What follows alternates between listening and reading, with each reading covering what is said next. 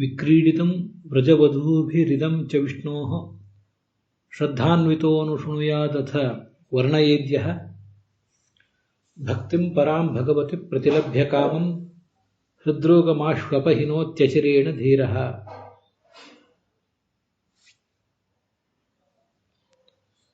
ಧರ್ಮೇ ಮತಿರ್ಭವತು ವಃ ಸತತೋತ್ಥಿತಾನಾಂ ಸ ಹ್ಯೇಕ ಏವ ಪರಲೋಕಗತಸ್ಯ ಬಂಧುಃ. ಅರ್ಥಾಸ್ತ್ರಿಯಶ್ಚ ನಿಪುಣೈರಪಿ ಸೇವ್ಯಮಾನಾಃ ನೈವಾಪ್ತಭಾವಮುಪಯಾಂತಿ ನ ಚ ಸ್ಥಿರತ್ವಂ. ಸರ್ವಸ್ಮಾ ಆತ್ಮನೇ ನಮಃ.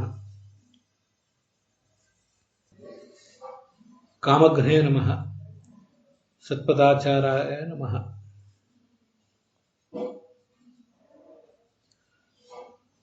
ಭಾಗವತವನ್ನು ಓದುವಾಗ ಮತ್ತೆ ಹಿಂದೆ ಮಹಾಭಾರತವನ್ನು ಓದುವಾಗ ಕೂಡ ನಮ್ಮ ವ್ಯಕ್ತಿತ್ವದ ವಿಕಸನಕ್ಕಾಗಿ ಅಥವಾ ಶುದ್ಧೀಕರಣಕ್ಕಾಗಿ ಇದನ್ನು ನಾವು ಬಳಸಿಕೊಳ್ಬೇಕು. ಮನುಷ್ಯ ಸತ್ಪಥದಲ್ಲಿ ಇರಬೇಕು. ಅದಕ್ಕಾಗಿ ಭಗವಂತನನ್ನ ಸತ್ಪಥಾಚಾರಾಯ ನಮಃ, ಯಾವತ್ತೂ ತಾನು ಸನ್ಮಾರ್ಗದಲ್ಲಿ ಇದ್ದವನು ನಮ್ಮನ್ನು ಕೂಡ ಸನ್ಮಾರ್ಗದಲ್ಲಿ ಇರಿಸುವವನು ಅಂತ ಉಪಾಸಿಸಬೇಕು. ನಮ್ಮ ವೈಯಕ್ತಿಕ ಜೀವನದ, ಕುಟುಂಬ ಜೀವನದ, ಸಾಮಾಜಿಕ ಜೀವನದ ಮತ್ತೆ ಆಧ್ಯಾತ್ಮಿಕ ಜೀವನದ ಅಭದ್ರತೆಗೆ ಕಾರಣ ಆಗುವಂತಹ ಯಾವುದೇ ಆಲೋಚನೆಗಳು ಮತ್ತೆ ಯಾವುದೇ ಪ್ರವೃತ್ತಿಗಳು ನಮ್ಮಲ್ಲಿ ಬರಬಾರದು. ಅದಕ್ಕಾಗಿ ಭಾರತ ಭಾಗವತಾದಿಗಳಲ್ಲಿ ಭಗವಂತನ ಮಹಿಮೆ ಏನು ಬಂದಿದೆ ಅದನ್ನ ನಾವು ಶ್ರವಣ ಮಾಡಬೇಕು ಅಂತ ಭಾರತ ಭಾಗವತಗಳು ಹೇಳಿವೆ. ಧರ್ಮದಲ್ಲಿಯೇ ಮನಸ್ಸು ಇಡಬೇಕು ಅಂತ ಮಹಾಭಾರತವು ಹೇಳಿದೆ. ಆ ಶ್ಲೋಕಗಳನ್ನು ಅದಕ್ಕೆ ಆರಂಭದಲ್ಲಿ ಹೇಳಿದೆ. ಈಗ ನಾವು ಕೇಳ್ತಿರುವ ಈ ಪ್ರವಚನಗಳೇನಿವೆ, ಈಗ ನಾವು ಮಾಡ್ತಿರುವ ಈ ಅವಲೋಕನಗಳೇನಿವೆ, ಇವು ಭಾಗವತ ಪ್ರವಚನದ ಒಂದು ಭಾಗವಾಗಿಯೂ ಕೇಳಲಿಕ್ಕೆ, ಹಾಗೆ ಭಾಗವತ ಪ್ರವಚನದ ಭಾಗವಲ್ಲದೇನೆ ಪ್ರತ್ಯೇಕವಾಗಿ ಕೇಳಲಿಕ್ಕೂ ಕೂಡ ತುಂಬ ಉಪಯುಕ್ತವಾದಂತಹ ಕೆಲವು ಭಾಗಗಳು. ಮನುಷ್ಯ ಸ್ತ್ರೀಯಾಗಲಿ ಪುರುಷನಾಗಲಿ ಹರಿಹರೆಯದಲ್ಲಾಗಲಿ, ಮುಂದೆ ಯೌವನದಲ್ಲಾಗಲಿ, ಮಧ್ಯ ವಯಸ್ಸಿನಲ್ಲಿ ಆಗಲಿ, ಮುಪ್ಪಿನಲ್ಲಾಗಲಿ ಯಾವತ್ತೂ ಕೂಡ ಬಹಳ ಎಚ್ಚರಿಕೆಯಿಂದ ಇರಬೇಕು.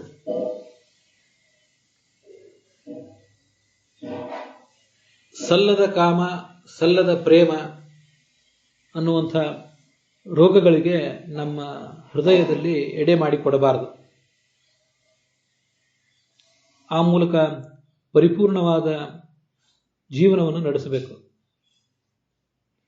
ಅದಕ್ಕೆ ಬೇಕಾದಂಥ ಎಲ್ಲ ಥರದ ಉಪದೇಶ ಭಾರತ ಭಾಗವತಗಳಲ್ಲಿದೆ.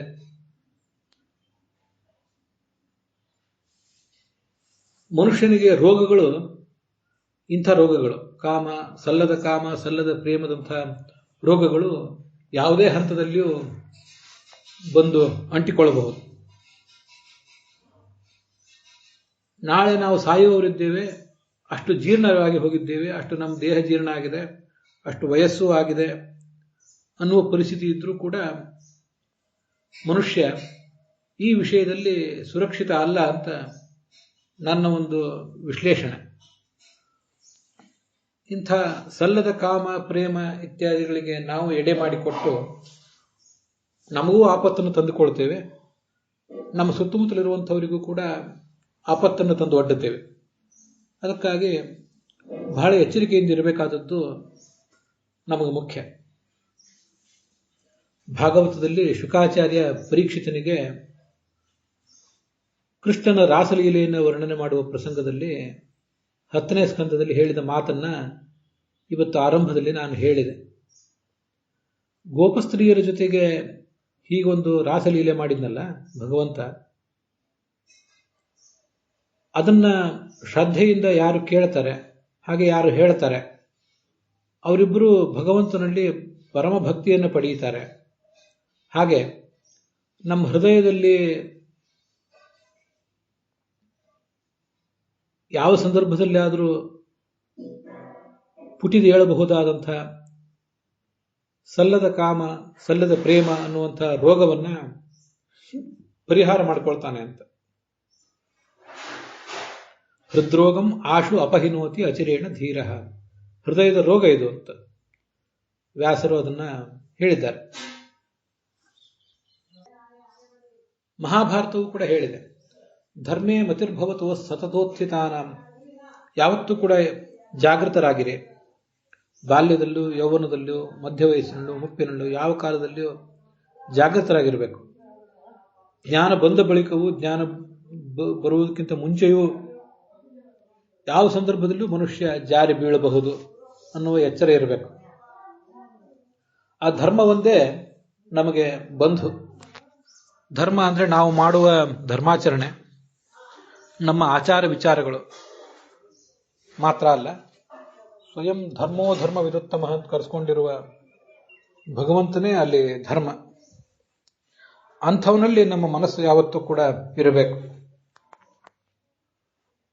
ಘನತತ್ವ ಒಂದಕ್ಕೆ ದಿನರಾತ್ರಿ ಮನಸೋತು ಅಂತ DVG ಮಂಕುತಿಮ್ಮನ ಕಗ್ಗದಲ್ಲಿ ಹೇಳುವಂತೆ, ಪ್ರಪಂಚದ ಅತಿ ದೊಡ್ಡ ತತ್ವ ಅಂದ್ರೆ, ಅತಿ ಶುದ್ಧವಾದ, ಅತ್ಯಂತ ಆಶ್ಚರ್ಯಕರವಾದ ತತ್ವ ಅಂದ್ರೆ ಭಗವಂತ. ಅದಕ್ಕೆ ನಮ್ಮನ್ನು ನಾವು ಹಗಲು ರಾತ್ರಿ ಒಪ್ಪಿಸಿಕೊಳ್ಬೇಕು. ಆ ಮೂಲಕ ಸನ್ಮಾರ್ಗದಲ್ಲಿರಬೇಕು. ಭಗವಂತನನ್ನು ಹೋಗಿ ತಲುಪುವ ಪ್ರಯತ್ನವನ್ನ ಆ ದೃಷ್ಟಿಯಿಂದ ಮಾಡಬೇಕು. ವಿಷ್ಣು ಸಹಸ್ರನಾಮ ಅವನನ್ನ ಮಾರ್ಗ, ಸತ್ಪಥಾಚಾರ ಅಂತ ಕರೆದಿದ್ರೆ, ಭಾಗವತ ಅವನನ್ನ ಅಪವರ್ಗ ಮಾರ್ಗ ಅಂತ ಕರೆದಿದೆ. ಅಪವರ್ಗ ಮಾರ್ಗ ಅಂದ್ರೆ ಮೋಕ್ಷದ ಮಾರ್ಗ ಅವನು. ಅವನೇ ಮಾರ್ಗ, ಅವನೇ ಗಮ್ಯ. ಹೋಗುವುದು ಅವನ ಮೂಲಕವೇ, ಹೋಗಿ ತಲುಪುವುದು ಅವನನ್ನೇ. ಅವನೇ ಸೇತುವೆ, ಅವನೇ ಗಮ್ಯ ಅಂತ ಉಪನಿಷತ್ತು ಕೂಡ ಅವನನ್ನು ಹೇಳಿದೆ. ಇಮಾಂ ಘೋರಾಂ ಅಶಿವಾಂ ನದೀಂ ತೀರ್ಥ ಅನೇನೈವ ಸೇತುನ ಆನಂದತೆ ಮೋದತೆ ಅಂತ. ಭಗವಂತನೆಂಬ ಸೇತುವನ್ನೇ ಅವಲಂಬಿಸಿ ಈ ಭಯಂಕರವಾದ ಸಂಸಾರವನ್ನು ದಾಟಿ ನಾವು ಸಂತೋಷ ಪಡ್ತೇವೆ. ಏಷ ಪಂಥ ಏತತ್ ಕರ್ಮ ಅಂತ ಅವನನ್ನ ಪಂಥಾಹ, ಮಾರ್ಗ ಅಂತ ಉಪನಿಷತ್ತು ಕೂಡ ವರ್ಣಿಸಿದೆ. ಅರ್ಥಾಹ ಸ್ತ್ರೀಯಶ್ಚ ನಿಪುಣೈರ್ಪಿ ಸೇವ್ಯಮಾನಾಹ. ಮತ್ತೆ ಮಹಾಭಾರತದ ಶ್ಲೋಕಕ್ಕೆ ಬರೋಣ. ಭಗವಂತ ಒಬ್ಬನೇ ಬಂದು ಈ ಜಗತ್ತಿನಲ್ಲಿ ನಾವು ಗಳಿಸಬಹುದಾದ ಎಲ್ಲವನ್ನೂ ಕೂಡ ಒಂದು ತಕ್ಕಡಿಯಲ್ಲಿ ನಾವು ಇಡಬಹುದು ಅಂತ ನನ್ನ ವಿಶ್ಲೇಷಣೆ. ಅಲ್ಲಿ ಅರ್ಥಾಹ ಸ್ತ್ರೀಯಶ್ಚ ಅಂತ 2 ಶಬ್ದಗಳನ್ನು ಪ್ರಯೋಗ ಮಾಡಿದ್ದಾರೆ. ಜಗತ್ತಿನಲ್ಲಿ ನಾವು ಗಳಿಸಬಹುದಾದಂತಹ ಎಲ್ಲ ರೀತಿಯಾದ ಸ್ಥಾನ, ಮಾನ, ಧನ ಇದೆಲ್ಲವೂ ಒಂದು ಕಡೆ. ಇನ್ನೊಂದು ಕಡೆ ಸ್ತ್ರೀಯ, ಅಲ್ಲಿ ಪುರುಷನನ್ನು ಉದ್ದೇಶಿಸಿ ಹೇಳಿದಂತೆ ಇದೆ ಮಹಾಭಾರತ. ಆದ್ದರಿಂದ ಸ್ತ್ರೀಯ ಅಂತ ಹೇಳಿದೆ. ವಸ್ತುತಃ ಗಂಡು ಇದನ್ನು ಕೇಳುವಾಗ ಹೆಣ್ಣು ಅಂತ ತಿಳ್ಕೊಳ್ಬೇಕು, ಹೆಣ್ಣು ಇದನ್ನು ಕೇಳುವಾಗ ಗಂಡು ಅಂತ ತಿಳ್ಕೊಳ್ಬೇಕು. ನಾವೇನು ಈ ಜಗತ್ತಿನಲ್ಲಿ ಎಲ್ಲ ಸ್ಥಾನಮಾನಗಳನ್ನು ಗಳಿಸ್ತೀವಿ, ಧನವನ್ನು ಗಳಿಸ್ತೀವಿ, ಏನೇನನ್ನು ಗಳಿಸ್ತೀವಿ, ಅದೆಲ್ಲವೂ ಅರ್ಥಾಹ, ಎವ್ರಿಥಿಂಗ್ ಅಂತ ಇಂಗ್ಲಿಷ್ನಲ್ಲಿ ಹೇಳುವುದು ಹೆಚ್ಚು ಸೂಕ್ತ. ಅದನ್ನೇ ಮಹಾಭಾರತ ಅರ್ಥಾಹ ಅಂತ ತುಂಬಾ ವ್ಯಾಪಕವಾಗಿ ಹೇಳಿಬಿಟ್ಟಿದೆ. ಇನ್ನೊಂದು ಕಡೆ ಸ್ತ್ರೀಯ, ಹೆಣ್ಣಿಗೆ ಗಂಡು, ಗಂಡಿಗೆ ಹೆಣ್ಣು, ಹೆಣ್ಣಿಗೆ ಗಂಡಿನ ಆಸರೆ, ಗಂಡಿಗೆ ಹೆಣ್ಣಿನ ಆಸರೆ. ಇವೆರಡನ್ನೂ ಕೂಡ ಪ್ರತ್ಯೇಕವಾಗಿ ಹೇಳಿದೆ. ವಸ್ತುತಃ ಎವ್ರಿಥಿಂಗ್ ಅಂತ ಹೇಳುವಾಗ ಅದರಲ್ಲಿ ಹೆಣ್ಣು ಗಂಡು ಬರಬಹುದು. ಆದರೂ ಉಳಿದೆಲ್ಲ ಸ್ಥಾನಮಾನ ಧನಗಳು ಮನುಷ್ಯನಿಗೆ ಎಷ್ಟು ಮಹತ್ವದ್ದು, ಅದರಷ್ಟೇ ಪ್ರತ್ಯೇಕವಾಗಿ ಒಂದು ಸ್ಥಾನ ಗಂಡಿನ ಮನಸ್ಸಿನಲ್ಲಿ ಹೆಣ್ಣಿನ ಬಗ್ಗೆ ಇದೆ, ಹೆಣ್ಣಿನ ಮನಸ್ಸಿನಲ್ಲಿ ಗಂಡಿನ ಬಗ್ಗೆ ಇದೆ. ಅದಕ್ಕಾಗಿ ಅದು ಪ್ರತ್ಯೇಕವಾಗಿ ಹೇಳಿದ್ದಾರೆ. ನಿಪುಣೈರಪಿ ಸೇವ್ಯಮಾನಾಹ, ಇದು ಬಹಳ ಮಹತ್ವದ್ದು. ಈ ಜಗತ್ತಿನಲ್ಲಿ ಹುಟ್ಟಿ ಬಂದ ಮೇಲೆ ನಮಗೆ ಸುಖ ಬೇಕು ಅಂತ ಅಪೇಕ್ಷೆ ಇರ್ತದೆ. ಸುಖಕ್ಕಾಗಿ ಉದ್ಯೋಗ, ವ್ಯಾಪಾರ ಇತ್ಯಾದಿಗಳನ್ನು ಮಾಡ್ತೀವಿ. ಅದಕ್ಕೆ ಬೇಕಾದಂತಹ ತರಬೇತಿಯನ್ನು ನಾವು ಪಡ್ಕೊಳ್ತೀವಿ. ಜಗತ್ತಿನಲ್ಲಿ ಪ್ರತಿಯೊಂದಕ್ಕೂ ಈಗ ತರಬೇತಿ ಇದೆ. ಪ್ರತಿಯೊಂದಕ್ಕೂ ಈಗ ಕೋರ್ಸ್ಗಳಿವೆ, ಕ್ರ್ಯಾಶ್ ಕೋರ್ಸ್ಗಳಿವೆ. ಪ್ರತಿಯೊಂದಕ್ಕೂ ಕೌನ್ಸಿಲರ್ಗಳಿದ್ದಾರೆ. ಹೇಗೆ ಶಿಕ್ಷಣ ಪಡ್ಕೊಳ್ಬೇಕು ಅನ್ನೋದಕ್ಕಂತೂ ಶಾಲಾ ಕಾಲೇಜುಗಳು ಇದ್ದೇ ಇವೆ. ಹೇಗೆ ಉದ್ಯೋಗವನ್ನು ಮಾಡಬೇಕು ಅನ್ನೋದಕ್ಕೂ ಹೇಳಲಿಕ್ಕೆ ಪ್ರಾಯ ಕೌನ್ಸಿಲರ್ಗಳಿದ್ದಾರೆ. ಮದುವೆಗಿಂತ ಮುಂಚೆ ನಾವೇನು ತಿಳ್ಕೊಳ್ಬೇಕು ಅನ್ನೋದನ್ನು ಹೇಳಲಿಕ್ಕೆ ಪ್ರೀ ಮ್ಯಾರೇಜ್ ಕೌನ್ಸಿಲಿಂಗ್ ಇದೆ. ಮದುವೆ ಆದಮೇಲೆ ಬರುವ ಸಮಸ್ಯೆಗಳನ್ನು ಪರಿಹಾರ ಮಾಡಿಕೊಳ್ಳಿಕ್ಕೆ ಪೋಸ್ಟ್ ಮ್ಯಾರೇಜ್ ಕೌನ್ಸಿಲಿಂಗ್ಗಳಿವೆ. ಮಕ್ಕಳನ್ನು ನಾವು ಬೆಳೆಸುವ ಸಂದರ್ಭದಲ್ಲಿ ನಮ್ಮ ಮನೋಭಾವ ಹೇಗಿರಬೇಕು, ಪೋಷಕರ ಮನೋಭಾವ ಹೇಗಿರಬೇಕು ಅನ್ನೋದನ್ನು ಹೇಳಲಿಕ್ಕೆ ಎಲ್ಲ ಕಡೆ ಕೌನ್ಸಿಲರ್ಗಳಿದ್ದಾರೆ. ಜೀವನದಲ್ಲಿ ಮತ್ಯಾವುದೇ ರೀತಿಯಾದ ಧನ, ಕನಕ, ಸ್ಥಾನ, ಮಾನ ಇತ್ಯಾದಿಗಳ ಕುರಿತ ವ್ಯವಹಾರ ನಮ್ದು ಏನಿರ್ತದೆ ಅದನ್ನು ಹೇಳಿಕೊಡ್ಲಿಕ್ಕೂ ಕೌನ್ಸಿಲರ್ಗಳಿದ್ದಾರೆ. ವೃದ್ಧಾಪ್ಯದಲ್ಲಿ ಬರುವ ಸಮಸ್ಯೆಗಳನ್ನು ಪರಿಹಾರ ಮಾಡಿಕೊಳ್ಬೇಕು ಅಂತ ಹೊರಟಾಗ ಅದಕ್ಕೂ ಕೌನ್ಸಿಲರ್ಗಳಿದ್ದಾರೆ. ಅಂತೂ ಜಗತ್ತಿನಲ್ಲಿ ಪ್ರತಿಯೊಂದಕ್ಕೂ ಈಗ ಒಂದು ತರಬೇತಿ, ಒಂದು ಕೋರ್ಸು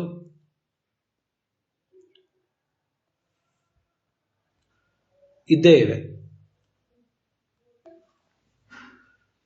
ಮನುಷ್ಯನ ಕಾಮದ ವರ್ತನೆಗಳು, ಸೆಕ್ಸಾಲಜಿಗೆ ಸಂಬಂಧಪಟ್ಟಂತೆ ಕೂಡ ಪ್ರಾಚೀನ ಭಾರತದಲ್ಲೂ ಕಾಮಶಾಸ್ತ್ರ ಇತ್ತು. ಈಗಲೂ ವಾತ್ಸ್ಯಾಯನ ಕಾಮಸೂತ್ರ, ಅನಂಗರಂಗ, ಕೇಲಿ ಕುತೂಹಲ ಮೊದಲಾದ ಗ್ರಂಥಗಳಿವೆ. ಆಧುನಿಕ ಸಮಾಜದಲ್ಲೂ ಕೂಡ ಸೆಕ್ಸಾಲಜಿ ಅನ್ನೋದನ್ನೆಲ್ಲ ಬೋಧನೆ ಮಾಡುವ ಒಂದು ಪ್ರಯತ್ನ ನಡೆದಿದೆ. ಚಿಕ್ಕ ಮಕ್ಕಳಿಗೂ ಬೋಧನೆ ಮಾಡಬೇಕು, ದೊಡ್ಡವರಿಗೂ ಬೋಧನೆ ಮಾಡಬೇಕು ಅನ್ನೋ ಒಂದು ಪ್ರಯತ್ನ ನಡೆದಿದೆ. ಹೀಗೆ ಇಷ್ಟೆಲ್ಲ ನೈಪುಣ್ಯವನ್ನು ಪಡೆದು ನಾವು ಜಗತ್ತಿನಲ್ಲಿ ಎಲ್ಲ ರಂಗಗಳಲ್ಲಿಯೂ ಅರ್ಥಾಹ ಅಂತ ಏನು ಹೇಳಿದ್ವಲ್ಲ ಆ ರಂಗಗಳಲ್ಲಿ ಸುಖ ಕಾಣ್ತೀವಿ ಅಂತ ಹೋದ್ರು. ಹಾಗೆ ಸ್ತ್ರೀ ಪುರುಷರ ನಡುವಿನ ಸಂಬಂಧದ ವಿಷಯದಲ್ಲಿ ಸುಖ ಕಾಣ್ತೀವಿ ಅಂತ ಹೋದರೂ ಕೂಡ ನೈವ ಆಪ್ತ ಭಾವಮುಪಯಾಂತಿ, ಎಂದೂ ಕೂಡ ನಮ್ಮ ಮನಸ್ಸಿಗೆ ಅದು ಆಪ್ತತೆಯನ್ನು ಮೂಡಿಸುವಂತೆಯೇ ಕಾಣೋದಿಲ್ಲ.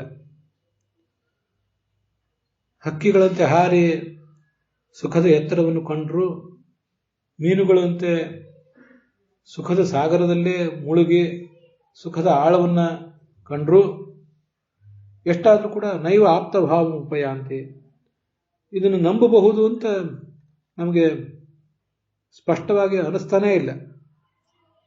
ಎಲ್ಲೋ ಒಂದು ಕಡೆ ಮತ್ತೆ ಒಂದು ಶೂನ್ಯತೆ, ಭಾವನಾತ್ಮಕ ಶೂನ್ಯತೆ, ವಾಕ್ಯೂಮ್, ಅಭದ್ರತೆ, ಇನ್ಸೆಕ್ಯೂರಿಟಿ ಅದು ನಮ್ಮನ್ನು ಕಾಡ್ತದೆ. ಆದ್ದರಿಂದ ಮನುಷ್ಯ ಯಾವುದ್ಯಾವುದೋ ಸಲ್ಲದ ಮಾರ್ಗಗಳನ್ನು ಹಿಡಿತಾನೆ ಅನೇಕ ಬಾರಿ. ಹೀಗದು ನಮಗೆ ಆಪ್ತತೆಯನ್ನು ಮೂಡಿಸುವುದೇ ಇಲ್ಲ, ಇದನ್ನು ನಂಬಬಹುದು ಅಂತ ಕಾಣಿಸುವುದಿಲ್ಲ ಪೂರ್ಣವಾಗಿ. ನಚ ಸ್ಥಿರತ್ವ, ನಂಬಬಹುದು ಅಂತ ಕೆಲವು ಕ್ಷಣಗಳು ಅನಿಸಿದರೂ ಕೂಡ ಅದು ಸ್ಥಿರ ಅಂತ ಅನಿಸೋದಿಲ್ಲ. ಆ ಅಸ್ಥಿರತೆ ನಮ್ಮನ್ನು ಕಂಗೆಡಿಸ್ತದೆ. ಜೀವನದ ಅಸ್ಥಿರತೆಯನ್ನು ನಾವು ಒಪ್ಪಿಕೊಳ್ಳಿಕ್ಕೆ ತಯಾರಿರೋದಿಲ್ಲ. ಜೀವನ ಅಸ್ಥಿರ ಅಂತ ಕೇಳಿದ್ದೀವಿ, ಹೇಳ್ತೀವಿ ಪ್ರವಚನಗಳಲ್ಲಿ. ಆದರೆ ಈ ಅರ್ಥ ಮತ್ತು ಸ್ತ್ರೀ ಅಥವಾ ಗಂಡು ಇವುಗಳ ಅಸ್ಥಿರತೆ, ಇವುಗಳನ್ನು ನಾವೇನು ಪಡ್ಕೊಂಡಿದ್ದೀವಿ, ನಾವೇನು ಪೊಸೆಸ್ ಮಾಡ್ಕೊಂಡಿದ್ದೀವಿ, ನಮ್ಮ ಪೊಸೆಷನ್ನಲ್ಲಿ ಇವೇನಿವೆ ಇವುಗಳ ಅಸ್ಥಿರತೆಯನ್ನು ನಮಗೆ ಸಹಿಸಿಕೊಳ್ಳಿಕ್ಕಾಗೋದಿಲ್ಲ. ಅದು ನಮ್ಮನ್ನು ಮತ್ತಷ್ಟು ಕಂಗೆಡಿಸ್ತದೆ. ಅದಕ್ಕಾಗಿ ಇಂಥದ್ದೊಂದು ಪ್ರಯತ್ನ ಎಲ್ಲ ವಯಸ್ಸಿನವರು ಕೇಳಬಹುದು. ಇಂಥದ್ದೊಂದು ಉಪಕ್ರಮವನ್ನು ಯಾವತ್ತೂ ನಾವು ಮಾಡ್ಕೊಳ್ತಾ ಇರಬೇಕು. ಅಂಥದ್ದು ನಿತ್ಯಾನುಸಂಧಾನ ನಮ್ಮಲ್ಲಿರಬೇಕು. ದಾರಿ ತಪ್ಪಬಾರದು ಅಂದರೆ ಇಂಥದ್ದು ನಿತ್ಯಾನುಸಂಧಾನ ಇರಬೇಕು ಅಂತ ಅದಕ್ಕಾಗಿ ಇದನ್ನು ಹೇಳಬೇಕು ಅಂತ ಹೊರಟೆ. ಇದನ್ನು ಅಳವಡಿಸಿಕೊಂಡದ್ದಾದರೆ ಪದ್ಮಪತ್ರ ಮಿವಾಂಭಸಿ ಅಂತ ಭಗವದ್ಗೀತಾದಲ್ಲಿ ಹೇಳಿದಂತೆ ನೀರ ನಡುವೆನೇ ಇರುವಂಥ ತಾವರೆಯ ಎಲೆಯಂತೆ ಮನುಷ್ಯ ಸಮಚಿತ್ತನಾಗಿ ಬದುಕುವ ಒಂದು ಸಾಧ್ಯತೆಯನ್ನು ಕಂಡುಕೋತಾನೆ.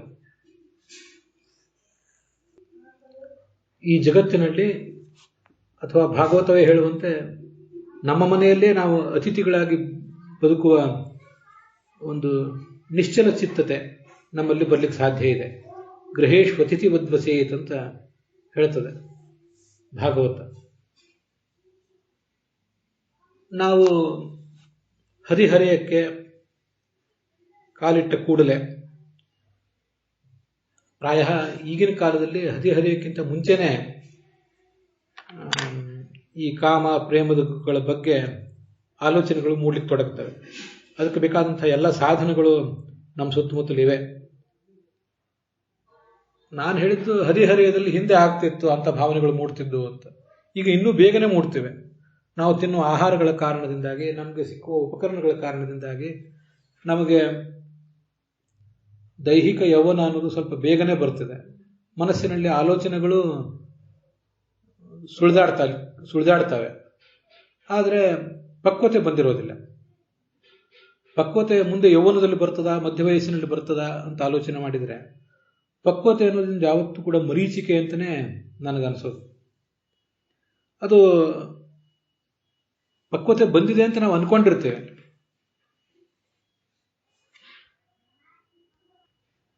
ಜನರು ಕೂಡ ನಮ್ಮನ್ನು ಪಕ್ವರು, ಪ್ರಬುದ್ಧರು, ಪ್ರೌಢರು ಅಂತ ಹೇಳ್ತಿರ್ತಾರೆ. ಆದರೆ ಯಾವುದಾದ್ರೂ ಒಂದು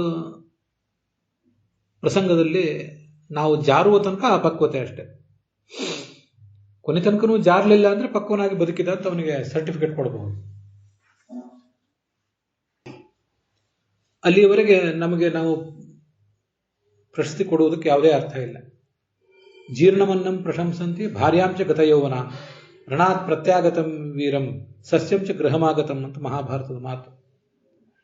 ಒಬ್ಬರನ್ನು ಹೊಗಳಬೇಕಾದ್ರೆ, ಒಂದು ಆಹಾರವನ್ನು ಹೊಗಳಬೇಕಾದ್ರೆ ಅದು ಚೆನ್ನಾಗಿ ಜೀರ್ಣ ಆಗಬೇಕು, ನಮಗೆ ಅದು ಆರೋಗ್ಯಕರವಾಗಿ ಪರಿಣಮಿಸಬೇಕು. ಹಾಗಾದಾಗ ಆ ಆಹಾರವನ್ನು ಹೊಗಳಬೇಕು. ಆಹಾರವನ್ನು ತಯಾರು ಮಾಡ್ತಾ ಇರುವಾಗ ಅದು ತಟ್ಟೆಗೆ ಬಿದ್ದಾಗ ಅದನ್ನು ಹೊಗಳುವುದಕ್ಕೆ ಏನೂ ಅರ್ಥ ಇಲ್ಲ. ಭಾರ್ಯಾಂಚ ಗತಯೌವನ, ಯೌವನವನ್ನು ಮುಗಿಸಿ ಮಧ್ಯ ವಯಸ್ಸಿಗೆ ಕಾಲಿಟ್ಟಿರುವಂತಹ ಪಕ್ವ ಮನಸ್ಥಿತಿಯನ್ನು ಪಡೆದಂತಹ ಸ್ತ್ರೀಯೊಬ್ಬಳನ್ನೇ ಪ್ರಶಂಸೆ ಮಾಡಬೇಕು. ಸಣ್ಣ ವಯಸ್ಸಿನಲ್ಲಿ, ಹದಿಹರಿಯದ ವಯಸ್ಸಿನಲ್ಲಿ, 16ನೇ ವಯಸ್ಸಿನಲ್ಲಿ ಅವಳನ್ನು ಪ್ರಶಂಸೆ ಮಾಡುವುದಕ್ಕೆ ಏನೂ ಅರ್ಥ ಇಲ್ಲ. ಪ್ರಾಪ್ತೇತು ಷೋಡಶೇ ವರ್ಷೆ ಗಾರ್ಧವೀ ಪ್ಯಪ್ಸರಾಯತೆ ಅಂತ ಹೇಳ್ತಾರೆ. 16ನೇ ವರ್ಷ ಬಂದಾಗ ಒಂದು ಹೆಣ್ಣು ಕತ್ತೆ ಕೂಡ ಅಪ್ಸರೆಯಂತೆ ಕಾಣುತ್ತಾಳೆ. 16ನೇ ವಯಸ್ಸು ಬಂದಾಗ ಅಂದ್ರೆ ಅವಳಿಗೆ 16ನೇ ವಯಸ್ಸು ಬಂದಾಗ ಅವಳು ಅಪ್ಸರೆ ಅಂತ ಕಾಣುತ್ತಾಳೆ ಅಂತ ಒಂದರ್ಥ. ನಮಗೆ 16ನೇ ವಯಸ್ಸು ಬಂದಾಗ, ಗಂಡಿಗೆ 16, 18ನೇ ವಯಸ್ಸು ಬಂದಾಗ ಒಂದು ಹೆಣ್ಣು ಕತ್ತೆಯು ಕೂಡ ಅಪ್ಸರೆಯಂತೆ ಕಾಣುತ್ತಾಳೆ ಅಂತ ಮತ್ತೊಂದು ಅರ್ಥ. ಅಂತೂ ಯೌವನದಲ್ಲಿ ಸ್ತ್ರೀಯನ್ನು ಹೊಗಳುವುದಕ್ಕೂ ಅರ್ಥ ಇಲ್ಲ, ಪುರುಷನನ್ನು ಹೊಗಳುವುದಕ್ಕೂ ಅರ್ಥ ಇಲ್ಲ.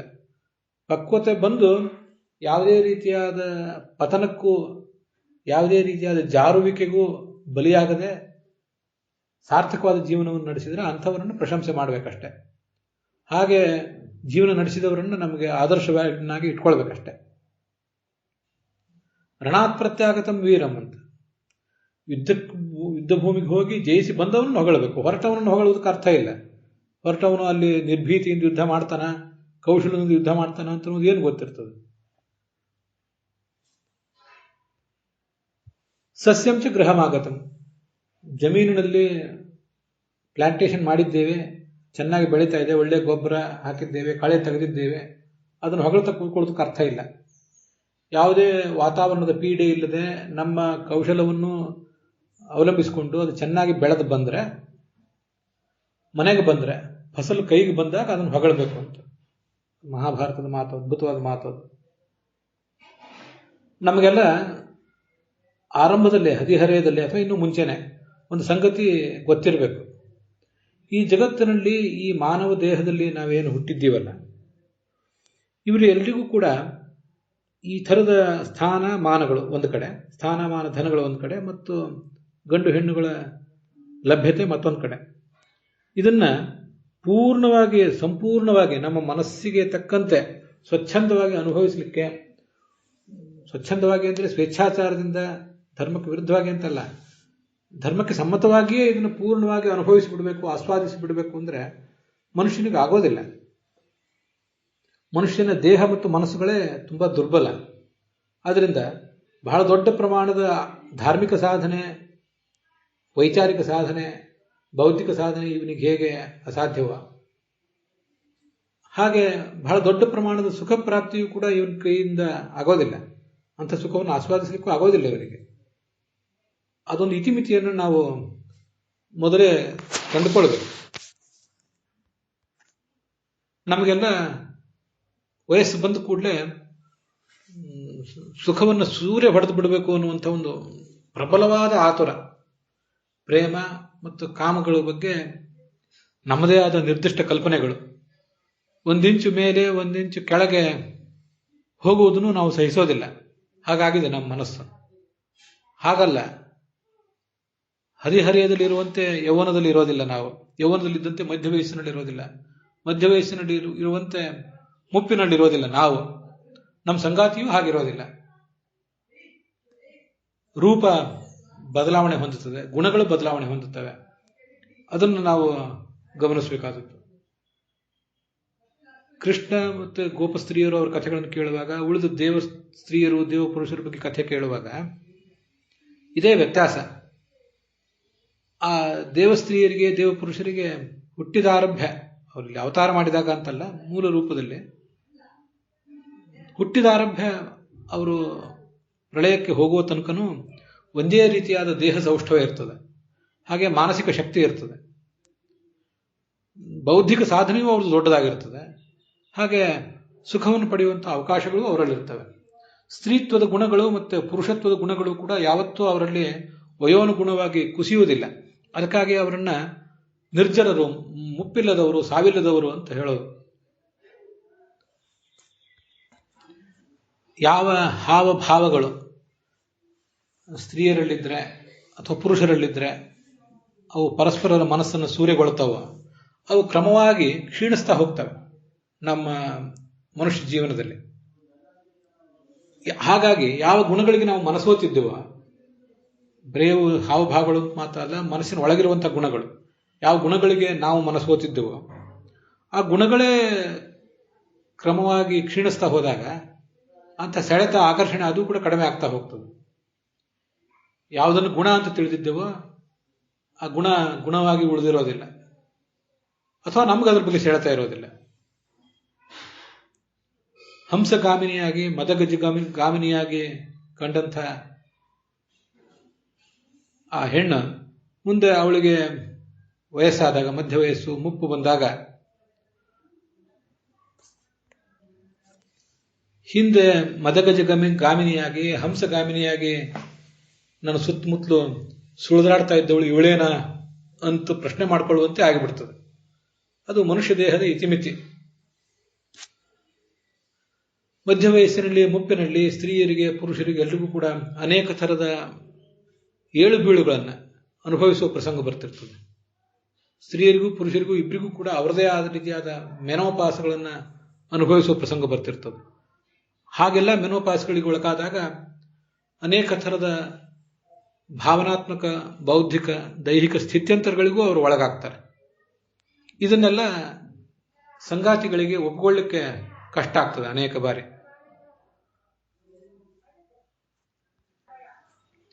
ದೇವತಾ ಸ್ತ್ರೀಯರು ಹಾಗಿರೋದಿಲ್ಲ, ದೇವ ಪುರುಷರು ಹಾಗಿರೋದಿಲ್ಲ. ಈ ಪಾರ್ವತಿ, ಶ್ಯಾಮಲ, ಶಚಿ ಮತ್ತು ಉಷಾದೇವಿಯರು ಚತುರ್ಮುಖ ಬ್ರಹ್ಮನ ಬಳಿಗೆ ಒಂದು ಬಾರಿ ಹೋಗಿದ್ರು. ಅಲ್ಲಿ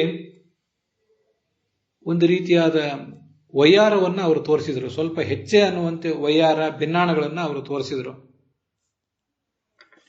ಚತುರ್ಮುಖ ಬ್ರಹ್ಮನ ಎದುರಿಗೆ ಅದು ಉಚಿತವಾಗಿರಲಿಲ್ಲ. ಅವರವರ ಪತಿ ಎದುರಿಗೇನೋ ಉಚಿತವಾಗಿತ್ತೇನೋ, ಆದರೆ ಅವನ ಎದುರಿಗೆ ಅದು ಉಚಿತವಾಗಿರಲಿಲ್ಲ. ಆದ್ದರಿಂದ ನೀವು ಮನುಷ್ಯ ದೇಹದಲ್ಲಿ ಹೋಗಿ ಹುಟ್ಟು ಬಿಡ್ರಿ ಅಂತ ಅವನಿಗೆ ಶಾಪ ಕೊಟ್ಟಿದ್ದ. ಅವರೇ ದ್ರೌಪದಿ ಸ್ತ್ರೀ ದೇಹದಲ್ಲಿ ಬಂದು ಸೇರ್ಕೊಂಡಿದ್ರು. ಅಲ್ಲಿ ಭಾರತೀಯ ಇದ್ದು ಅಂತ ನಾವು ಕಥೆ ಕೇಳಿದ್ದೇವೆ. ಅದು ಆಶ್ಚರ್ಯ ನನಗೆ. ಈಗ ಪಾರ್ವತಿ, ಶಚಿ, ಶ್ಯಾಮಲ, ಉಷಾ ಮೊದಲಾದ ದೇವತೆಗಳು ಅದೆಷ್ಟು ಕಾಲದಿಂದ ತಮ್ಮ ಪತಿಯ ಜೊತೆಗೆ, ತಮ್ಮ ಪತಿಯಂದರ ಜೊತೆಗೆ ದಾಂಪತ್ಯವನ್ನು ಅನುಭವಿಸಿದ್ದಾರೆ, ಮಕ್ಕಳನ್ನು ಹೆತ್ತಿದ್ದಾರೆ. 195 ಕೋಟಿ ವರ್ಷಗಳು ಸಂದು ಹೋಗಿವೆ ಸೃಷ್ಟಿ ಪ್ರಾರಂಭ ಆದಮೇಲೆ. ಇವತ್ತು ಕೂಡ ಅವರಲ್ಲಿ ಅಂಥ ಒನಪು ವೈಯಾರಗಳಿವೆ, ಸ್ತ್ರೀ ಸಹಜವಾದಂತಹ ಹಾವಭಾವಗಳಿವೆ. ಅಂದರೆ ಅವರ ಆ ವ್ಯಕ್ತಿತ್ವ, ದೈಹಿಕ ವ್ಯಕ್ತಿತ್ವ ಎಂಥದ್ದು, ಬೌದ್ಧಿಕ ವ್ಯಕ್ತಿತ್ವ ಎಂಥದ್ದು ಅನ್ನೋದನ್ನು ಒಂದು ಬಾರಿ ನಾವು ಆಲೋಚನೆ ಮಾಡಬೇಕು. ಅದು ನಮ್ಮಲ್ಲಿ ಇಲ್ಲ. ಹಾಗೆ ಪುರುಷರಲ್ಲಿಯೂ ಕೂಡ ಅವರವರ ಪತ್ನಿಯರಿಗೆ ಅವರವರಿಗೆ ಆಕರ್ಷಣೆಯ ಕೇಂದ್ರ ಬಿಂದು ಆಗಬಲ್ಲಂಥ ದೈಹಿಕ ಮಾನಸಿಕ ಗುಣಗಳು ಅವರಲ್ಲಿ ಯಾವತ್ತೂ ಇದ್ದೇ ಇರ್ತವೆ. ಅಂಥ ಒಂದು ಸೆಕ್ಷುವಲ್ ಅರ್ಜ್ ಕೂಡ ಅವರಲ್ಲಿ ಇರ್ತದೆ. ತುಂಬಾ ಆಶ್ಚರ್ಯ ಅದು. ದೇವತೆಗಳಂತ ಮಾತ್ರಕ್ಕೆ ಆ ಅರ್ಜಿನಿಂದ ಅವರು ಹೊರತೇನಲ್ಲ. ಇಂದ್ರನಿಗೆ ಅಂಥ ಅರ್ಜಿ ಇದ್ದದ್ದು ಅದನ್ನು ನಾವು ನೋಡಿದ್ದೇವೆ. ನಾನೇನು ಇಂದ್ರ ಅಹಲ್ಯ ಸಂಪರ್ಕ ಮಾಡಿದ್ರ ಬಗ್ಗೆ ಇಲ್ಲಿ ಉದಾಹರಣೆ ಕೊಡ್ಲಿಕ್ಕೆ ಹೊರಟಿಲ್ಲ. ಇಂದ್ರ ಶಚೀದೇವಿಯ ಸಂಪರ್ಕ ಮಾಡಲಿಕ್ಕೆ ಹೊರಟಿದ್ದ, ಅಂಥ ಒಂದು ಅರ್ಜುನಲ್ಲಿದ್ದ, ಅಂಥ ಒಂದು ಮೂಡನಲ್ಲಿದ್ದ. ಆವಾಗ ಈ ಪಾಂಡು ಮಹಾರಾಜ ತನ್ನ ಮೂಲ ರೂಪದಲ್ಲಿ ಆ ಇಂದ್ರನ ಹತ್ರ ಹೋಗಿ ಸ್ವಲ್ಪ ಹೆಚ್ಚೆ ಅನ್ನುವಂತೆ ಮಾತುಕತೆ ಆಡ್ಲಿಕ್ಕೆ ತೊಡಗಿಬಿಟ್ಟಿದ್ದ. ತನ್ನ ಪತ್ನಿ ಹತ್ರ ಹೋಗಲಿಕ್ಕೆ ಅವಸರದಲ್ಲಿದ್ದಂತಹ ಇಂದ್ರನಿಗೆ ಪಾಂಡುರಾಜನ ಈ ಸ್ವಲ್ಪ ಪ್ರೊಲಾಂಗ್ಡ್ ಆದಂತಹ ಮಾತುಕತೆಯಿಂದ ತೊಂದರೆ ಆಗಿತ್ತು. ಪಾಂಡುರಾಜ ಅಂತ ಅವನಿಗೆ ಹೆಸರಲ್ಲ ಆಗ. ಅವನೊಬ್ಬ ಮರುತ್ತವನು, ಪ್ರವಹನೋ ವಿವಹನೋ ಯಾರೋ ಒಬ್ಬ. ಆ ಕಥೆ ಗೊತ್ತಿದೆ ನಿಮಗೆ. ಅದು ಆ ಇಂದ್ರನಿಗೆ ಸ್ವಲ್ಪ ಕಸಿವಿಸಿ ಮಾಡಿತ್ತು. ಇಂದ್ರನ ಆ ವೈಯಕ್ತಿಕ ಸುಖಕ್ಕೆ, ಕೌಟುಂಬಿಕ ಸುಖಕ್ಕೆ ಅವನೇನು ಪಾಂಡು ಮಹಾರಾಜ ತನಗೆ ಗೊತ್ತಿಲ್ಲದಂತೆ ಒಂದು ವಿಘ್ನ ತಂದಿದ್ದ. ಮುಂದೆ ಅವನು ಇಲ್ಲಿ ಈ ಭೂಲೋಕದಲ್ಲಿ ಬಂದಾಗ ಪತ್ನಿ ಸುಖವನ್ನು ಪೂರ್ಣವಾಗಿ ಅನುಭವಿಸಲಿಕ್ಕೆ ಆಗದೆ, ಇಬ್ಬರು ಪತ್ನಿಯರಿದ್ರೂ ಕೂಡ ಪತ್ನಿಯರನ್ನು ಮುಟ್ಟಿದ್ರೇ ಸತ್ತು ಹೋಗ್ತೀವಿ ಅನ್ನುವಂಥ ಪ್ರಸಂಗವನ್ನು ತಂದುಕೊಂಡ. ಅವನಿಗೆ ಯಾರೋ ಕಿಂದಮ ಋಷಿಯ ಶಾಪ ಇದ್ದದ್ದು ಅದು ಬಹಳ ಮುಖ್ಯ ಅಲ್ಲ. ತನಗಿಂತ ಜ್ಯೇಷ್ಠನಾದ ಇಂದ್ರನ ಶಾಪ ಇರುವುದು ಮುಖ್ಯ. ತಾತ್ಪರ್ಯ ನಿರ್ಣಯದಲ್ಲಿ ಆ ಕಥೆಗಳೆಲ್ಲ ಬಂದಿವೆ. ಇಂಥ ಅರ್ಜ್ ಇರ್ತದೆ ಅಂತ ಹೇಳಿಕ ನಾನು ಉದಾಹರಣೆ ತಗೊಂಡೆ. ಅಹಲ್ಯ ಜೊತೆಗೆ ಅವನಿಗೆ ಅರ್ಜಿತ್ತು ಅಂತ ಹೇಳುವುದು ಇಲ್ಲಿ ಮುಖ್ಯ ಅಲ್ಲ. ತಮ್ಮ ಪತಿಯರ ಜೊತೆಗೇನೆ ಹೇಗೆ ಅವರಿಗೆ ಅರ್ಜಿರ್ತದೆ ಅಂತ ಹೇಳುವುದು ಮುಖ್ಯ.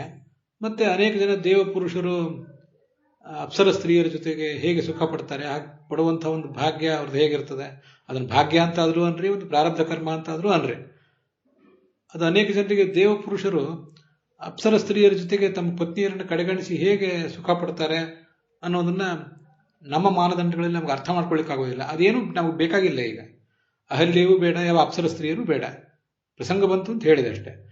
ತಮ್ಮ ಪತ್ನಿಯರ ಜೊತೆಗೇನೆ ಅವರಿಗೆ ಎಂಥ ಒಂದು ಅರ್ಜ್ ಇರ್ತದೆ. ಹಾಗೆ ಆ ಪುರುಷರಿಗೂ, ದೇವ ಪುರುಷರಿಗೂ, ದೇವತಾ ಸ್ತ್ರೀಯರಿಗೂ ಸುಖ ಪಡ್ಲಿಕ್ಕೆ ಬೇಕಾದಂತಹ ದೈಹಿಕ ಗುಣಗಳು, ಮಾನಸಿಕ ಗುಣಗಳು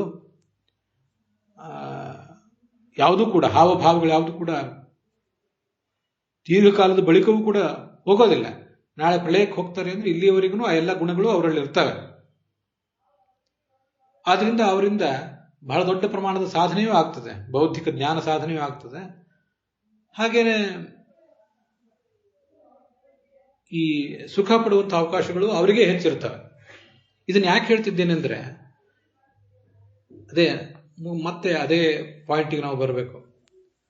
ಆ ವಯಸ್ಸಿಗೆ ಬಂದ ಕೂಡಲೇ ಬಹಳ ದೊಡ್ಡ ಪ್ರಮಾಣದ ಕನಸನ್ನು ಕಂಡುಬಿಡೋದು, ಈ ಹಿಂದೆ ಎಂದೂ ನಾವೆಂದೂ ಸುಖವನ್ನೇ ಅನುಭವಿಸಿಲ್ಲೇನೋ ಅನ್ನುವಂತೆ ಒತ್ತಡಕ್ಕೆ ಒಳಗಾಗೋದು.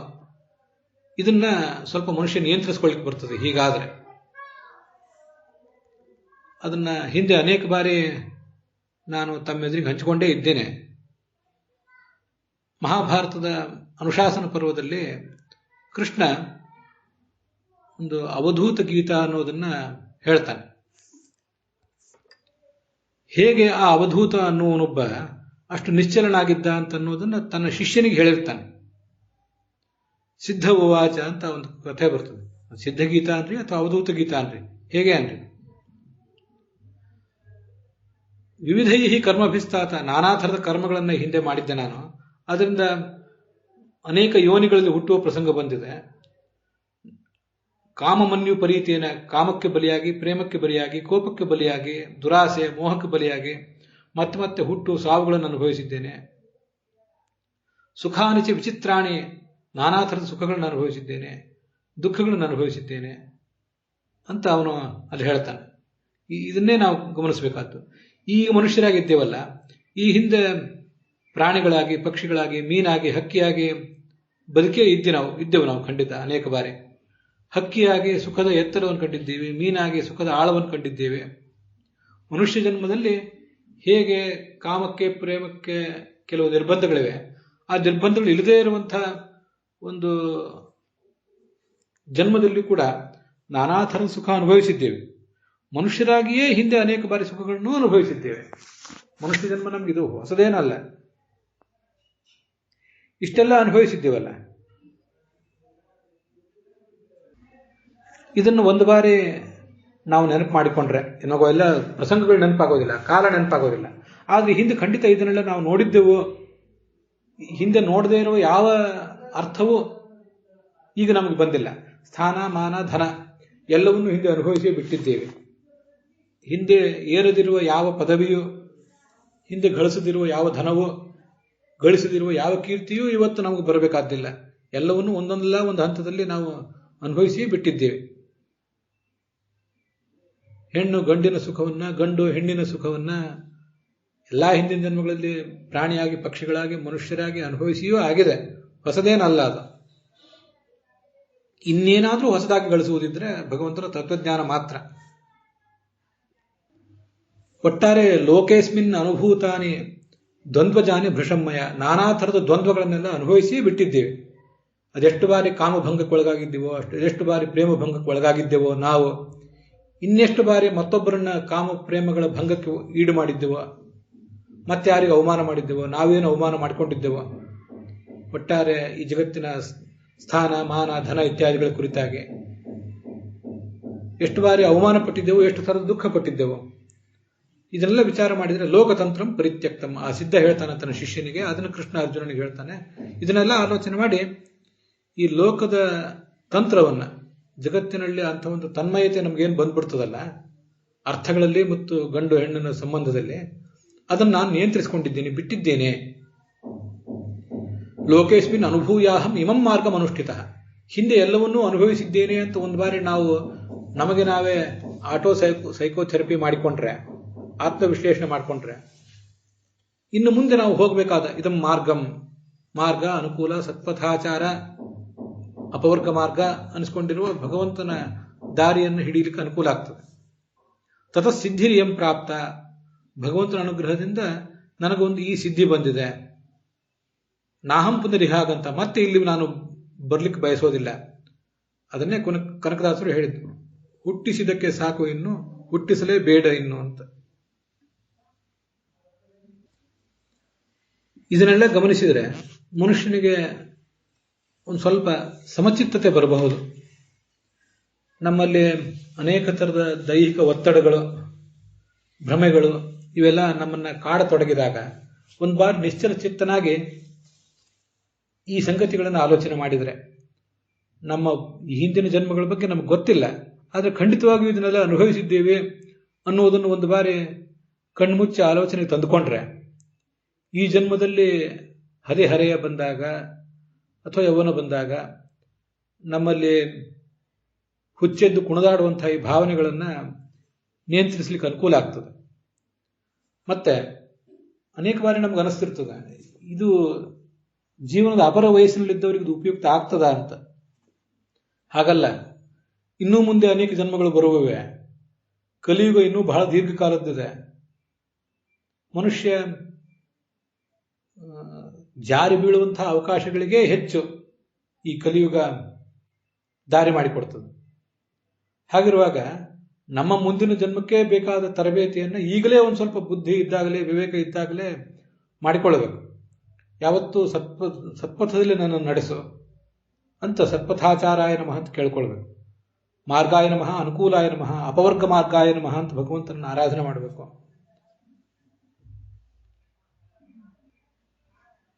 ದುಷ್ಕೃತಿ ಉತ್ತಾರಣೋ ದುಷ್ಕೃತಿ, ಉತ್ತಾರಣ ನಮ್ಮನ್ನು ಪತನಕ್ಕೆ ಈಡಾದವ್ರನ್ನ ಮೇಲೆಬ್ಬಿಸ್ತಾನೆ. ದುಷ್ಕೃತಿ, ನಾವು ಮಾಡುವ ದೈಹಿಕ ಮಾನಸಿಕ ದುಷ್ಕೃತ್ಯಗಳನ್ನು ಅವನು ಪರಿಹಾರ ಮಾಡ್ತಾನೆ ಅಂತ ಅವನನ್ನು ಸ್ತೋತ್ರ ಮಾಡಬೇಕು. ಮಾಡುವಂತ ಸ್ತೋತ್ರ ಮಾಡಬೇಕು. ಅದಕ್ಕಾಗಿ ಭಾರತ ಭಾಗವತಾದಿಗಳನ್ನು ಅಧ್ಯಯನ ಮಾಡಬೇಕು. ಅಲ್ಲಿ ಭಗವಂತನ ಮಹಿಮೆಯನ್ನು ಕಂಡು, ನಮ್ಮ ಲೌಕಿಕ ಜೀವನದ ಇತಿಮಿತಿಯನ್ನು ಕಂಡು ನಿರ್ವೇದವನ್ನ, ಒಂದು ನಿಶ್ಚಲ ಚಿತ್ತತೆಯನ್ನು ಹೊಂದಬೇಕು. ಅದನ್ನೇ ಮಹಾಭಾರತ ಭಾಗವತವೇ ಹೇಳಿದೆ. ಮುನಿರು ವಿವಕ್ಷರು ಭಗವದ್ಗುಣಾನಾಂ ಸಖಾಪಿತೆ ಭಾರತ ಮಾಹ ಕೃಷ್ಣ ಯಸ್ಮಿನ್ ನೃಣಾಂ ಗ್ರಾಮ್ಯ ಸುಖಾನುವಾದೈ ಮತಿರ್ಗೃಹೀತಾನ ಹರೇ ಕಥಾಯಾಮ್ ಅಂತ. ಭಗವಂತನ ವೈಭವವನ್ನು ಹೇಳಬೇಕು ಅಂತ ಈ ವೇದವ್ಯಾಸರು ಮಹಾಭಾರತ ರಚನೆ ಮಾಡಿದರು. ಆದರೆ ಆ ಮಹಾಭಾರತದಂಥ ಭಾಗವತದಂಥ ಗ್ರಂಥಗಳನ್ನು ಓದಿದ್ರು ಕೂಡ ಅಲ್ಲಿಯೂ ಅಲ್ಲಲ್ಲಿ ಬರುವಂಥ ಬೇರೆ ಯಾರ್ದೋ ಸ್ತ್ರೀ ಪುರುಷರ ವರ್ಣನೆ ಅಥವಾ ಸ್ಥಾನಮಾನ ಧನಗಳ ವರ್ಣನೆ ಇತ್ಯಾದಿಗಳಿಗೆ ನಮ್ಮ ಮನಸ್ಸು ಕಿವಿ ಕೊಟ್ಟು ಅದರ ಕಡೆಗೆ ಸೆಳೆತ ಹೊಂದಿಬಿಟ್ಟಿದೆ. ಮತಿರ್ಗೃಹೀತ ಗ್ರಾಮ್ಯ ಸುಖಾನುವಾದೈ ನ ಹರೇ ಕಥಾಯ. ಮಹಾಭಾರತದಂಥ ಭಾಗವತದಂಥ ಗ್ರಂಥಗಳನ್ನು ಓದಿದಾಗಲೇ ನಮಗೆ ಎಚ್ಚರ ಮೂಡಲಿಲ್ಲ ಅಂದರೆ ಜಗತ್ತಿನಲ್ಲಿ ಇನ್ಯಾವ ಗ್ರಂಥವನ್ನು ನಾವು ಓದುವುದು? ಇನ್ಯಾವ ಗ್ರಂಥ ನಮಗೆ ಬೋಧನೆ ಮಾಡಿತು? ನತಸ್ಯ ತತ್ವಗ್ರಹಣಾಯ ಸಾಕ್ಷಾತ್ ವರೀಯದಿ ಸೀರಪಿ ವಾಚಸ್ಸಮಾಸನ್ ಸ್ವಪ್ನೇ ನಿರುಕ್ತ್ಯ ಗೃಹಮೇಧಿ ಸೌಖ್ಯಂ ನಯಸ್ಯ ಹೇಯಾನುಮಿತಂ ಸ್ವಯಂ ಸ್ಯಾತ್. ಕನಸು ನಮಗೆ ಪ್ರತಿನಿತ್ಯವೂ ಬೀಳ್ತಾ ಇರ್ತವೆ. ಕನಸಿನಲ್ಲಿ ಬಿದ್ದಿದ್ದೆಲ್ಲವೂ ಕೂಡ ವಾಸ್ತವದಲ್ಲಿ ಸತ್ಯ ಆಗಿರೋದಿಲ್ಲ. ಇದನ್ನು ತಿಳ್ಕೊಂಡ್ರೆ, ಇದನ್ನೇ ನಮ್ಮ ಕನಸಿನ ಬಗ್ಗೆ ನಾವು ಒಂದಿಷ್ಟು ಆಲೋಚನೆ ಮಾಡಿದರೆ ಈ ಜಗತ್ತು ಎಷ್ಟು ಅಸ್ಥಿರ ಅಂತ ಗೊತ್ತಾಗ್ತದೆ. ಕನಸಿನಂತೆ ಈ ಜಗತ್ತು ಅಸ್ಥಿರ ಮತ್ತೆ ಅಶಾಶ್ವತ ಮತ್ತೆ ವಿಶ್ವಾಸಕ್ಕೆ ಯೋಗ್ಯ ಅಲ್ಲ ಅನ್ನೋದು ಗೊತ್ತಾಗ್ತದೆ. ಗೃಹಮೇಧಿ ಸೌಖ್ಯ, ಗಂಡಾಗಿ ಅಥವಾ ಹೆಣ್ಣಾಗಿ ನಾವು ಅನುಭವಿಸಬೇಕಾದ ಈ ಸುಖ ಅನ್ನೋದು ಹೇಗೆ ಅಸ್ಥಿರ, ಅಶಾಶ್ವತ ಮತ್ತು ಯಾವ ದೃಷ್ಟಿಯಿಂದ ಅಸತ್ಯ ಅನ್ನೋದನ್ನ ನಮ್ಗೆ ತಿಳ್ಕೊಳ್ಳಿಕ್ಕೆ ಸುಲಭ ಆಗ್ತದೆ ಆ ಸ್ವಪ್ನದ ದೃಷ್ಟಾಂತದಿಂದ. ಅದರಿಂದ ಸಂಸಾರ ಹೇಯ, ಸಂಸಾರಕ್ಕೊಂದು ಇತಿಮಿತಿ ಇದೆ ಅನ್ನುವ ಎಚ್ಚರ ಮೂಡ್ತದೆ. ಸಂಸಾರ ಹೇಯ, ಸಂಸಾರ ಅಶಾಶ್ವತ ಅಂತ ಹೇಳಿ ನಾವು ಹೋಗಿ ಸ್ಮಶಾನದಲ್ಲೇ ಮನೆ ಕಟ್ಕೋಬೇಕಾಗಿಲ್ಲ, ಇರಬೇಕಾದ್ದು ಈ ಜಗತ್ತಿನಲ್ಲೇ. ಆದರೆ ಸಂಸಾರಕ್ಕೊಂದು ಇತಿಮಿತಿ ಇದೆ ಅನ್ನೋದು ಗೊತ್ತಾಗ್ತದೆ. ಅದು ಗೊತ್ತಾಗಬೇಕಾದ ಸಾಧಕನಿಗೆ. ಅದು ಗೊತ್ತಾಗದೆ ಹೋದ್ರೆ ನತಸ್ಯ ತತ್ವಗ್ರಹಣಾಯ ಸಾಕ್ಷಾತ್ ವರೀಯ ಸೀರಪಿ ವಾಚಸ್ಸಮಾಸನ್. ಯಾವ ದೊಡ್ಡ ವೇದ ಭಾರತ ಭಾಗವತಾದಿಗಳನ್ನು, ಯಾವ ಕುರಾನ್ ಬೈಬಲ್ಗಳನ್ನು ತಂದು ಅದರಲ್ಲಿರುವ ಉಪದೇಶಗಳನ್ನೆಲ್ಲ ನಮ್ಮ ತಲೆ ಮೇಲೆ ಸುರಿದ್ರು ಅವನಿಗೆ ತತ್ವಗ್ರಹಣಕ್ಕೆ ಅದು ಉಪಯೋಗ ಆಗೋದಿಲ್ಲ. ವೈರಾಗ್ಯ ಬರ್ಸಲಿಕ್ಕೆ ಅದು ಉಪಯೋಗ ಆಗೋದಿಲ್ಲ. ನನಗೆ ಒಂದು ಮಾತು ನೆನಪಿಗೆ ಬರ್ತದೆ, ಅದನ್ನು ಹೇಳಿ ಇವತ್ತಿನ ಈ ಭಾಗ ಮುಗಿಸ್ತೇನೆ. ಸ್ವದೇಹ ಶುಚಿಗಂಧೇನ ನವಿರಜ್ಯೇತ ಯಃ ಪುಮಾನ್ ವೈರಾಗ್ಯ ಕಾರಣಂ ತಸ್ಯ ಕಿಮನ್ಯದ್ ಉಪದಿಶ್ಯತಾಂ ಅಂತ. ಶಾಸ್ತ್ರಗಳನ್ನು ಓದಿ ನಮಗೆ ವೈರಾಗ್ಯ ಬರಬೇಕಾಗಿಲ್ಲ, ನಮ್ಮನ್ನು ನೋಡಿಕೊಂಡೇ ನಮಗೆ ವೈರಾಗ್ಯ ಬರಬೇಕು. ನಮ್ಮ ದೇಹ, ಮತ್ತೆ ನಾನು ವ್ಯಾಖ್ಯಾನ ಮಾಡುವುದು ನಮ್ಮವರ ದೇಹ. ಈ ದೇಹವೇ ಎಷ್ಟು ಕುರೂಪಿ ದೇಹ ಇದು. ಜಗತ್ತಿನಲ್ಲಿ ಅತ್ಯಂತ ಸುಂದರವಾದಂತಹ ಸ್ತ್ರೀ, ಅತ್ಯಂತ ಸುಂದರ ಪುರುಷ ಅಂದ್ಕೊಂಡಿರುವವರ ದೇಹವೂ ಕೂಡ ಕಾಲಕ್ರಮೇಣ ಹೇಗೆ ಬದಲಾವಣೆಗಳಿಗೆ ಬಲಿಯಾಗ್ತದೆ, ಹೇಗೆ ಅದರಲ್ಲಿ ಆ ಹಿಂದೆ ಕಂಡ ಸೌಂದರ್ಯ ಉಳಿದಿರೋದಿಲ್ಲ, ಕೋಮಲತೆ ಉಳಿದಿರೋದಿಲ್ಲ, ಅಂತಹ ಸೌಗಂಧ್ಯ ಇತ್ಯಾದಿಗಳು ಉಳಿದಿರೋದಿಲ್ಲ. ಹಾಗಾಗಿ ನಮ್ಮ ದೇಹವನ್ನೇ ನಿರುಕಿಸಿ ನೋಡಿದರೆ, ಇನ್ನೊಬ್ಬರು ನಮ್ಮ ಸಮೀಪದಲ್ಲಿರುವ ದೇಹಗಳನ್ನು ಗಮನಿಸಿ ನೋಡಿದರೆ, ಸ್ವದೇಹ ಅಶುಚಿ ಗಂಧೇನ, ಇಲ್ಲಿರುವ ದುರ್ಗಂಧ, ಕುರೂಪ, ಕೆಟ್ಟ ಸ್ಪರ್ಶ, ಕೆಟ್ಟ ಶಬ್ದ ಕಾಲಕ್ರಮೇಣ ಮೊದಲೆಲ್ಲ ಇದು ಚೆನ್ನಾಗಿರೋದು, ಆಮೇಲೆ ಈಗ ಬದಲಾವಣೆ ಹೊಂದಿಬಿಡ್ತದೆ. ಹೀಗೆ ಯೌವನದಲ್ಲಿಯೂ ಕೂಡ ಒಂದು ಸರಿ ಸ್ನಾನ ಮಾಡದೆ ಹೋದ್ರೆ, ಒಂದೆರಡು ದಿವಸ ಸ್ನಾನ ಮಾಡದೆ ಹೋದ್ರೆ, ಒಂದೆರಡು ಮೂರು ದಿವಸ ಹಲ್ಲು ಉಜ್ಜದೆ ಹೋದ್ರೆ, ಹೊಲಸು ಬಟ್ಟೆಗಳನ್ನು ಹಾಕ್ಕೊಂಡ್ರೆ ಹೇಗೆ ನಮ್ಮ ಯೌವನದ ದೇಹವೂ ಕೂಡ ದುರ್ಗಂಧವನ್ನು ಹೊರಸೂಸ್ತದೆ. ನಮ್ಮ ದೇಹ ನಮ್ಮವರ ದೇಹ ಅನ್ನೋದು ನಮ್ಗೆ ಗೊತ್ತಿದೆ. ಇದರಿಂದಲೇ ನಮಗೊಂದಿಷ್ಟು ವೈರಾಗ್ಯ ಬರಬೇಕಲ್ಲ. ನಾವು ತಿನ್ನುವ ಆಹಾರ ಎಂಥದ್ದು, ಇವತ್ತು ಬೇಯಿಸಿಟ್ಟ ಆಹಾರವನ್ನು ನಾಳೆವರೆಗೆ ಇಟ್ಟರೆ ಕೊಳೆತು ನಾರ್ಲಿಕ್ಕೆ ಶುರು ಮಾಡ್ತದೆ. ಹಾಲು, ಮೊಸರು, ಅನ್ನ ಮೊದಲಾದ ಆಹಾರಗಳಿಂದ ಹಾಗೆ ಹೊಲಸು ನಾರ್ಲಿಕ್ಕೆ ಶುರುವಾಗ್ತವೆ. ಅಂಥ ಆಹಾರಗಳಿಂದ ತಿಂದುಂಡು ಬೆಳೆದ ದೇಹ ಇದು. ಇದರಲ್ಲಿ ಏನು ಅಂಥ ಒಂದು ಅದ್ಭುತ ಇದ್ದಿತ್ತು? ನಾವೇನು ಅದ್ಭುತವನ್ನ ಕೊಡಬಲ್ಲೆವು? ಸ್ತ್ರೀ ಪುರುಷನಿಗೆ ಏನು ಕೊಟ್ಟಾಳು, ಪುರುಷ ಸ್ತ್ರೀಗೆ ಏನು ಕೊಟ್ಟಾನೋ, ಅದರಿಂದ ಒಂದಿಷ್ಟು ವೈರಾಗ್ಯ ಬರಬೇಕು. ಇದನ್ನೇ ನೋಡಿ ಅದು ಬರದೇ ಹೋದ್ರೆ, ಅಲ್ಲಿಯೇ ಬರದೇ ಹೋದ್ರೆ, ನಮ್ಮ ಸ್ಥಿತಿಗತಿಗಳನ್ನು, ನಮ್ಮ ದೈಹಿಕ ಸ್ಥಿತಿಗಳನ್ನು ನೋಡಿದಾಗಲೇ ಅದು ಬರದೇ ಹೋದ್ರೆ, ವೈರಾಗ್ಯ ಕಾರಣಂ ತಸ್ಯ ಕಿಮ್ ಅನ್ಯದ್ ಉಪದಿಶ್ಯತಾಂ. ವೈರಾಗ್ಯ ಇವನಿಗೆ ಬರ್ಲಿಕ್ಕಾಗಿ ಇನ್ನೇನನ್ನಾದ್ರೂ ಉಪದೇಶ ಮಾಡ್ಲಿಕ್ಕೆ ಸಾಧ್ಯ ಇದೆ. ಏನು ಉಪದೇಶ ಮಾಡಿದ್ರಾದ್ರೂ ಅದು ಅವನಿಗೇನು ಲಾಭ ಇದೆ ಅಂತ. ಅದರೊಂದಿಗೆ ಇವತ್ತಿನ ಈ ಭಾಗ ಮುಕ್ತಾಯ ಕಾಣ್ತಿದೆ. ಇನ್ನಷ್ಟು ನಾನು ಇದ್ರ ಬಗ್ಗೆ ಹೇಳಬೇಕಾಗಿದೆ. ಅದನ್ನು ಮುಂದಿನ ಭಾಗಗಳಲ್ಲಿ ಹೇಳುವ ಪ್ರಯತ್ನ ಮಾಡ್ತೇನೆ.